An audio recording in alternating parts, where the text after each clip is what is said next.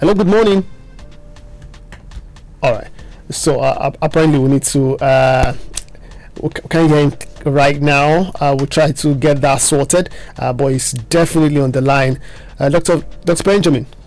Hello, good morning. Yeah, fantastic. Apologies. Yes, that's sorted now. Yeah, thank Hello? you. Yeah, can you hear me? Yes, I can hear you. Can you hear me now? Yeah, we can. Thank you so much. I was hearing you loud and clear, but you were not hearing me. Yeah, it's fine now. We can both hear each other. All right, so let's get down to the conversation. We hear that the situation is so bad at the Lagos office of the examination body, as some of the applicants sleep at the board's headquarters to enable them register, and some of these direct entry candidates accuse the examination body, that's Jamb, your institution, of insensitivity, and some say you treat them not so good. What's your take on this?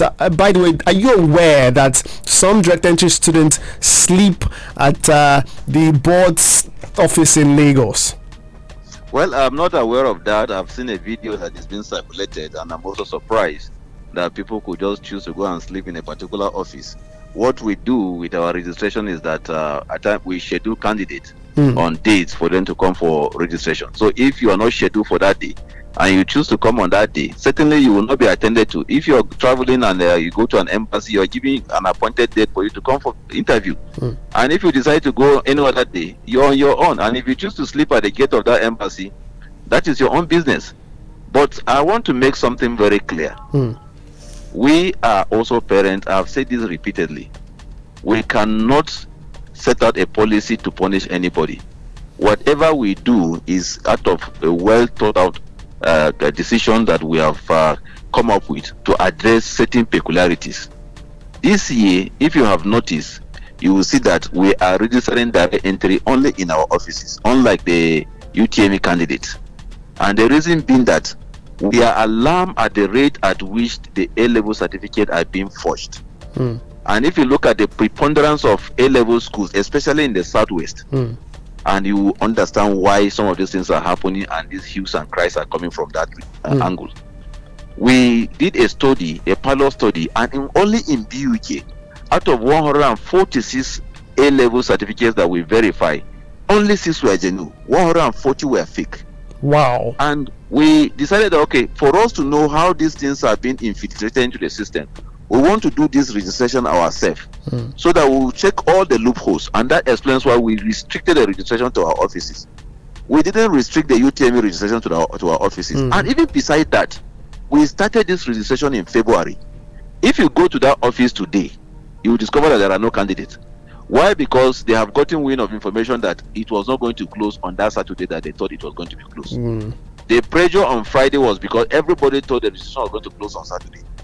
The office in Lagos was able to register over 290 candidates on that Friday. On Saturday, immediately they got wind of the information that the registration was extended. The office was empty, and they would stay, they won't come until the last day when they get information that, okay, registration will be closed. That's when they will resurface at the office again. We must learn to do things at the right time. If everybody comes out to register within the period given, you will see that this crowd or whatever it is won't be there. When we start UTME registration, the first 2, 3, 4 weeks, you won't see anybody until the last week. Somebody called me yesterday and he was asking me that he learned that the registration has been extended. When are they closing? And I was curious. I said, do you want to go on the closing date? If you know that this thing has been extended, why not go today and register? He said no, he wants to know when they are closing. I said I won't tell you. It will close either today, tomorrow, or next tomorrow, anytime. I'm sure so Dr. Fabian. Yeah, I'm sure Dr. Fabian, you can tell me when it's going to close, so that we are aware. I won't tell you because if I'm telling you, I'm telling the whole world when it is going, because I'm on air. Yeah, sure. And immediately I mentioned that day, you get to our centers, you won't see anybody. They will come on that very day that I've mentioned. So, but then at least Nigerians deserve to know when exactly it's going to close, so they prepare. If you want to register for direct entry, please go and do that. We can close anytime because the date we gave for closing has already elapsed. Okay. So we are at liberty to close anytime we feel like closing. The closing date was Saturday 13th. So whatever we're doing now, we're just being magnanimous. Wow. So the commission can just say by tomorrow they're closing. We can close tomorrow, and that will be the end. Interesting. Well, lot of direct entry students have, a lot more to say than what you've said, and would like them to call in if you're there and you've experienced something different from what Dr. Fabian is saying right now. 0703 227 7338 or 0909 555 1039 is the number to call. By the way, there is also a major concern for some, direct entry students who arrive there, who cannot be accused of not going in time, and they get there, but they cannot register because their result has not been released by the institution, and so this issue of awaiting results. How is the board addressing that matter? My brother, I am happy you are bringing this issue. When I spoke, I left that issue up, and I'm so happy that you are the one bringing it, because one of the reasons why we discovered that some of these places are crowded. We have a lot of candidates who are not even qualified, have initial for this particular registration. You have an awaiting result. I have told you earlier that we have incidents of falsification of results, and we are trying to see how we can address that. When you come, somebody will come without result, and if such a person is admitted, he has already crossed the Rubicon, he has crossed our stage. It's difficult for us to begin to trace all those things. And I will give you an instance. If you are conversant with the land system in Abuja, there was a time they were doing verification. You can bring a photocopy of your land document, and they will do what they call search for you. They will search on the photocopy, and they discover a lot of people who are falsifying this document. They will bring a photocopy, they will get a search report. Once they get that search report, they will go and attach it to a forged paper and sell it to somebody. And the authority will be held responsible because you have given an authorization that this document is genuine. So when they discover this, they insist, now you must bring the original of your certificate. In fact, if you laminate your certificate, they won't even accept it, because any certificate laminated is a suspicious certificate. So you must bring that original for them to check and then do the verification. So that is the kind of things that we are also doing. You must come with your original for you to be registered for the direct entry, so that we will see where you obtain that certificate from. All right. Dr. Fabian, there have also been some allegation as to preferential treatment of these students who you said you give them a date to come around, and even when they get there they have issues because of the preferential treatment given to some people, perhaps who have already reached out to your officials prior to their coming. We want you to confirm these allegations. Well, you see, I'm discussing with you. We are being very partial to ourselves. We are telling ourselves the truth. We are telling Nigerians. I'm a public servant. I've been paid by the taxpayers. I'm sorry, Dr. Fabian. Dr. Fabian, I'm so sorry. Please hold your thought for a sec. All right. We have, and I suppose this is, we have a call on the line. Let's just take this call real quick. Hello there. Good morning. Hello. Good morning. All right. So apparently, that's okay. Let's see. Hello. Good morning. Can you hear me? Yeah, we can hear you. Please be very quick. Yes. Yeah, I want to ask Dr. Fabian. In the whole of all this mess, what are they is to call the certificate of forgery or whatever? What is the board doing? Thank you.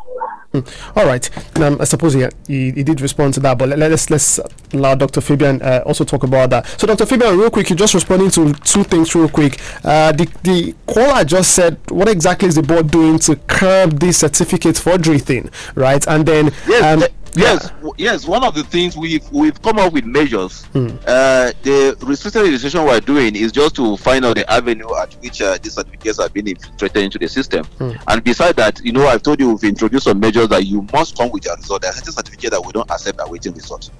Like if you have been in the news, you will notice that even the Cambridge A level, we blocked them. In fact, the British Council had to come to us, and we told them, we said, look, if you cannot give us access to verify this result, then you are out of whatever we're doing. And they provided us access, so that when you provide any certificate, Cambridge A level, at that point we'll be able to verify to see if it is genuine or not. And one other measure that we are likely to start to take, one very drastic measure that we're going to take, is that this direct entry candidate will also be subjected to examination, most likely from 2024. Like the fact that you have a diploma, you have an A-level certificate is not enough for you to go to 200 level. You must also sit for this examination and also prove that you are better than this candidate that are coming out of the O-level. You will sit for the same exam, your own scores will be higher for you to get to 200 level, because we must ensure that we sanitize the system. So this is something that is in the offing. So to answer his question, that will also address this issue of falsification. So there are so many things that we're doing, some of which I cannot mention on air, but we are coming up with a lot of things. All we need is that Nigerians to just understand with us. We appeal for their understanding, for their patience, for their cooperation and sacrifice. Some of these measures will come with some challenges that people will have to make to face and stuff like that. All right, Dr. Fabian. Yeah, real quick, because we got to close this session in a bit. You respond to the last question by Counsel Felix, who talked about the issue of preferential treatment. But just to be clear, I'm sorry. Yeah, I'm sorry. Just before you go to that, just to be clear on this awaiting result thing, you're saying that direct entry students who have a waiting result, or can be said to be in that circle of students awaiting results, should not go to register. Not all. Okay. If you have Cambridge A level, we don't accept awaiting. Okay. But if you are doing JUPEP, you can register awaiting, provided you have an admission letter from the school.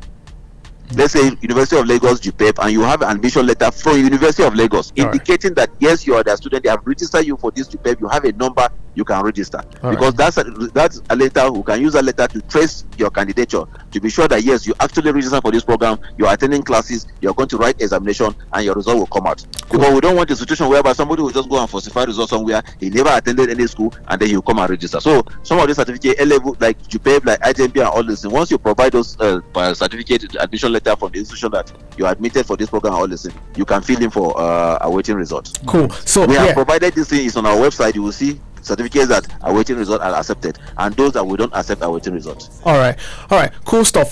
So Dr. Fabian, I think we need to leave things here because we need to go right now. But one especially thank you for being on the program. Dr. Fabian Benjamin is with Jamb, the Public Relations Officer for Jamb. Thank you again for being a part of the conversation.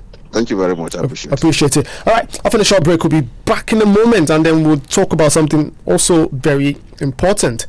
Do stay tuned here on the Blue FM Morning Show. You can be part of the conversation. 0909 555